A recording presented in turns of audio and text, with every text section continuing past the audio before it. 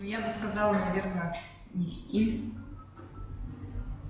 поиск, потому что он идет всю жизнь, наверное. Свой почерк, характер. У меня он меняется. Допустим, трудно узнаваемый, наверное. От настроения зависит, от замысла картины. Что ты хочешь выразить, сказать. Это скорее, наверное, даже не эксперимент.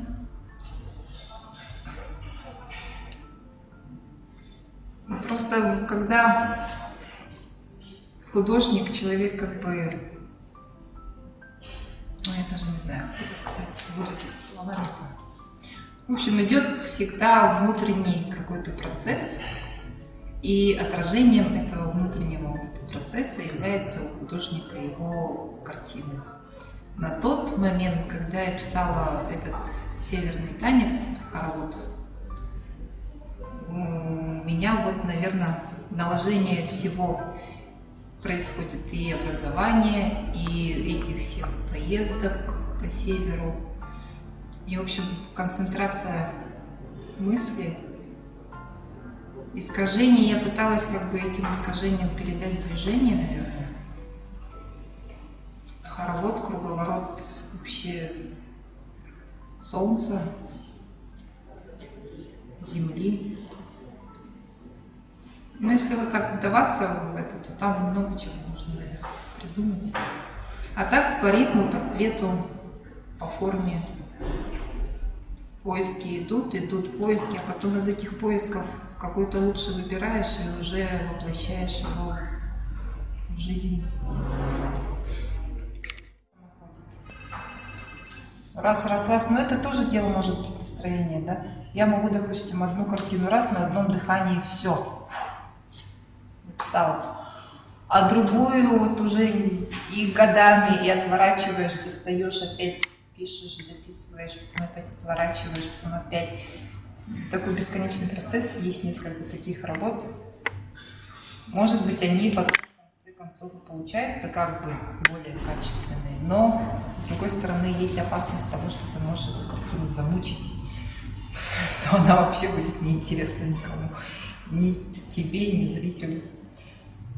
И то, что вот, допустим, ты сделала в порыве в каком-то, оно может быть более удачным, чем годами мусоленная идея. Может быть и наоборот. То есть уже отдохнувшим от нее же, да? И воспринимаешь уже по-другому. И дописываешь уже. А потом в процессе, да, может быть, ты опять устаешь от нее, опять ее отворачиваешь. Но в какой-то момент приходит то, что все сделано. Уже сказать больше нечего. Тогда все уже, можно сказать, картина закончена. Потом воплощаешь это в жизнь. И иногда разочаровываешься, потому что не получается выразить то, что ты увидела во сне. То есть там видела как-то немножко по-другому. Пытаешься это воплотить, иногда не можешь поймать. А иногда получается, что да, что даже лучше выходит, потому что эту идею начинаешь уже разумом своим домысливать, додумывать, и что-то, да, выходит. Если вот думаешь над одним чем-то, да, над каким-то вот идеей какая-то, то она тебе все равно потом ответ приходит. Может, да, через сон прийти. Кажется, вообще это все дело такое индивидуальное. Что значит слава, признание, да? Ну, да, может быть, скорее всего, это важно, да, для художника, чтобы его картины узнавали, знали автора. Для этого, может, он и работает. Хотя, с другой стороны, если подумать, то художник – это тот человек, который не может не писать. То есть он пишет только ради того, чтобы, может быть, выразить себя, свое настроение. А что потом будет с этими картинами, с работами, это уже как бы дело десятое. Может быть, потом состоится выставка, может быть, эту работу заметят. А есть художники некоторые, которые, наоборот, целенаправленно работают именно вот к этой выставке надо вот это, к другой выставке надо написать вот это. вывод к этой выставке. То есть это все дело характера, самого отношения человека к себе, к окружающим, вообще к творчеству. Ну, допустим, хочется, конечно, дорого продаться, чтобы твои картины вау. Но я понимаю то, что это сейчас в современном мире живопись, она как бы особо не пользуется такой популярностью. Да ну придут, посмотрят на выставку, да, ой, как хорошо, ой, как красиво, так великолепно. И все. Как бы, может быть, художник, сколько выставок было, получает эмоциональный заряд, нежели материальный, от всех вот этих вот выставок, персональных, там, зональных, каких-то групповых.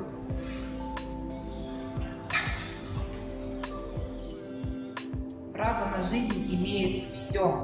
Главное, чтобы это было как бы выразительно. Если человек не может по-другому себя как бы сказать об этом, то, Господи, ради Бога, пожалуйста, да? Но просто нужно не врать. Это нужно делать искренне. То есть искренне верить в то, что ты делаешь, творишь. Будь то реалистическая школа классическая, будь то авангард, вот современное искусство, инсталляции. Если ты увлечен этим делом, то оно у тебя будет кипеть. Если это сделано, то это, конечно, пожалуйста, почему нет. А насчет этноискусства, специфика нашей, как бы, может быть, республиканской, да, вот этой ситуации. Когда растешь, я вот вспоминаю просто с детства самого, в художественной школе, в училище, на самом деле очень устаешь от этого, от всего национального, этих всех чоронов, бесконечных ковриков, какие-то вот эти все натюрморты, постановки национальных костюмов. И хочется, наоборот, рвануть на Запад. Кажется, что там свобода, что там вообще можно делать все, что угодно, вне рамок вот этих всех этих. После института как раз вот наоборот получается так, что ты ударяешься во все тяжкие, начинаешь экспериментировать с цветом, с формой, с пластикой, вообще все ломаешь, все это перфекционизм. Он все равно не сможет выразить полностью. Это все равно откладывает в себе впечатление детства, проведенное в деревне, воспитание там бабушки, дедушки. В чистом виде, если бы я жила в городе, я бы, не знаю, я бы, наверное, может, даже не заинтересовалась бы всем этим. Могла бы почувствовать всю прелесть сельской жизни.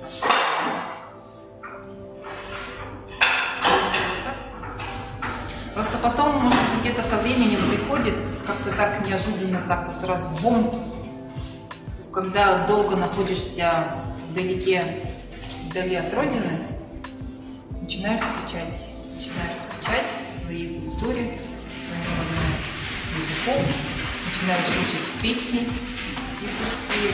И так у меня и случилось, что первую свою картину на якутскую, так скажем, тематику северную я написала вдалеке. И вот потом оно вот пошло, постепенно во мне все это рождалось, делалось. И сейчас, наконец-то, я могу сказать, что да, я нашла себя. Да, я вот такая, я вот оттуда, может быть. Потом просто, когда уже приезжаешь сюда, ты уже просто начинаешь собирать материал. Ездить по северу, по стадам, по деревням, общаться с людьми, изучать эти орнаменты. Ну, то есть как-то постепенно это все приходит. И каждый человек должен сам к этому прийти, художник. Если же, допустим, в училище и в институте дают определенную тематику, сделай вот это, и студент просто начинает высасывать из пальца, так скажем, да, какие-то принятые шаблоны, преобразуя, подавая от своего имени. Но это сразу видно. То есть, когда этот человек не чувствует, не почувствовал, не искренне все это делает, а по заученным каким-то, когда-то увиденным знаком, это художников. Очень много художников, которые мне нравятся. Но я не скажу, что я прям вау, там вот этот художник, все, буду молиться, там на колени паду и все такое. В целом, может быть, несколько работ у каких-то художников, не все. Это у Марьяны Михайловны Лукиной. Те, которые как бы, ну, вот впечатлили. Артур Васильев, конечно же. У Байтунова, как ни странно, графика, наверное, вообще меня очень удивила. Ну, Михаил Гаврилович, Старостин, это уже вообще снимаю шляпу. Раньше мне очень нравился, вообще я балдела в студенчестве, вот Пикассо. Я просто вообще все собрала, и альбомы, все возможные фильмы, диски. А потом как-то остываешь ко всему этому, может быть, какой-то анализ прошел всего сделанного, да? Ну да, вообще человек такой, личность. Ну, такого прям бесспорного восхищения уже такого не вызывает. Пикассо, артисты, импрессионисты.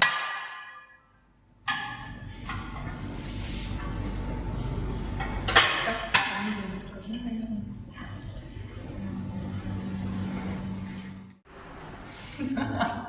Главное для художника — это мастерская.